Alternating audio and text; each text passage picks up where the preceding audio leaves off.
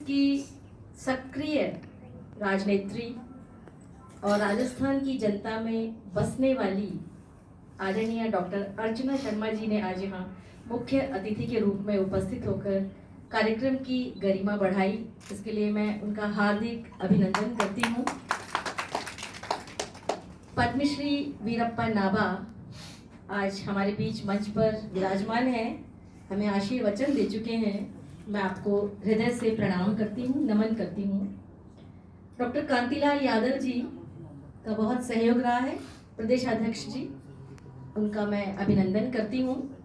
और सबसे बढ़कर मैं देश के विभिन्न प्रांतों से यहाँ पधारे हुए महानुभाव जो अपने अपने क्षेत्र में अपनी प्रतिभा का प्रदर्शन करके यहाँ तक आज पहुँचे हैं, आज सम्मानित होंगे। उनकी कला को, उनकी विद्वता को, उनकी कर्मठता को आज सम्मानित किया जाएगा। इसके लिए मैं आप सभी का हार्दिक हार्दिक अभिनंदन करती हूँ। मुख्य वक्ता के रूप में बुलाया गया है तो साहित्य के बारे में कुछ चर्चा करना चाहूंगी। साहित्य के बारे में मैं ये कहना चाहूंगी कि साहित्य वह नहीं है जो बहुत ज्यादा पढ़ा जाए या कुछ भी लिख दिया जाए या व्यक्तिगत कुंठाओं का प्रलाप हो। साहित्य शब्द में ही जुड़ा हुआ है जो हित से जुड़ा हो। साहित्य जो समाज के हित से अधिक जुड़ा हो, सहित लेकर चलता हो सबको, वो साहित्य है।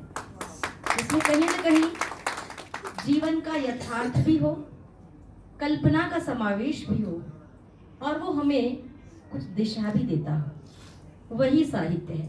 जैसा कि आज अभी ये श्रीमती राखी कोराम ने अपनी पुस्तक का लोकार्पण अभी यहाँ करवाया है मंच से। इस तरह की साहित्यिक गतिविधियां चलती रहनी चाहिए और उन प्रतिभाओं को प्रोत्साहन भी देना चाहिए, क्योंकि आज के समाज में और नई पीढ़ी को सत साहित्य की बहुत अधिक आवश्यकता है। आज मीडिया के युग में, क्योंकि हम विकास से इनकार नहीं कर सकते, हमें समय के साथ चलना ही होगा, लेकिन पुस्तकों का कोई विकल्प नहीं है और इन पुस्तकों की समृद्धि हम सबका उत्तरदायित्व है। अभी आज ही लोकार्पित हुई है तो ज़्यादा तो नहीं जानती इस पुस्तक के बारे में, लेकिन कुछ सरसरी नज़र मैंने डाली तो मुझे लगा कि इसमें जो कविताएं हैं वो जीवन की सच्चाइयों से उठाया गया है और प्रेरणा भी देगी। जैसे भारत की बेटी एक कविता है, उसकी पंक्तियां मुझे बहुत अच्छी लगी।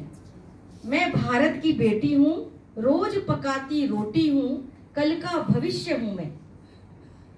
इतिहास नया कुछ गढ़ना है, मुश्किलों से क्या घबराना, हर हाल में आगे बढ़ना है।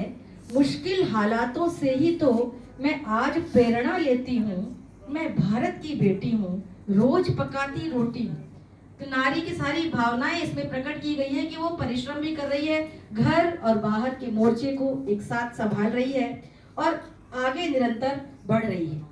और तो और इसमें जो एक जीवन दर्शन प्रकट करने वाली पंक्तियां हैं वो आपके सामने रखती हूँ राखी जी की।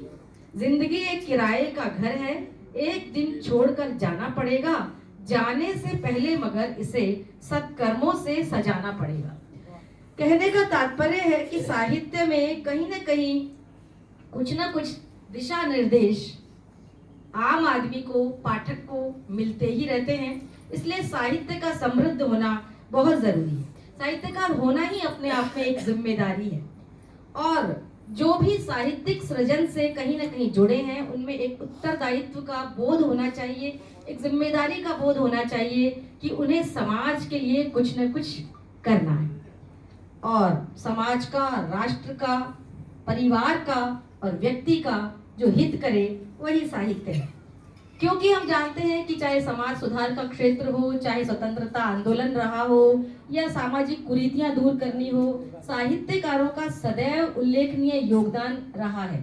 भारतेंदु हरिश्चंद्र से लेकर प्रेमचंद, जयशंकर प्रसाद, शरद चंद्र, हजारी प्रसाद द्विवेदी से होते हुए महादेवी वर्मा हो, पंत निराला या आज के लेखक तस्लीमा नसरीन, सब जो साहित्यकार हैं वो किसी न किसी रूप में अपनी भूमिका का निर्वहन कर रहे हैं और समाज को दिशा निर्देश दे रहे हैं, दिशा बोध दे रहे हैं। तो साहित्यकारों की एक समृद्ध परंपरा हमारे बीच रही है और मैं ये कहना चाहूंगी कि आज की नई पीढ़ी में जो आदर्शों की, भाईचारे की भावना की और मानवीय मूल्यों की भरपाई, उनका आरोपण और उनका पल्लवन साहित्य के द्वारा ही किया जाना संभव है। और आज इस समारोह में जो साहित्यकार सम्मानित हो रहे हैं, मैं उन सबको बहुत बहुत बधाई देना चाहूँगी। और मैं चाहूँगी कि आज के इस कार्यक्रम से ये प्रेरणा भी लें कि हमें आगे भी साहित्यिक संवर्धन के लिए विशेष प्रयास करते रहना चाहिए, साहित्यिक उन्नयन होता रहना चाहिए और साहित्यकारों का सम्मान भी होना चाहिए।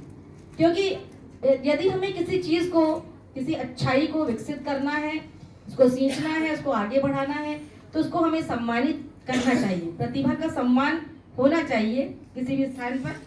और आगे भी मैं यही अपेक्षा करती हूँ कि जब जो भी कलाकार हैं, साहित्यकार हैं, वो देश को, समाज को कुछ मूल्य देने हेतु सृजन करते रहें। इसी आशा के साथ सभी कलमकारों को हार्दिक बधाई, हार्दिक अभिनंदन। और अंत में अपनी कविताओं के साथ अपनी बात समाप्त करना चाहूंगी अपनी लाइन के साथ। भरो कलम में अग्नि सत्य की, सृजन अरुण हो उदय नया, बनो सिपाही कलम के यूं की, लिख जाओ इतिहास नया।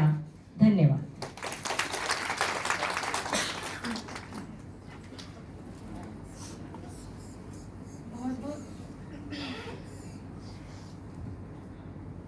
बहुत बहुत धन्यवाद मैम।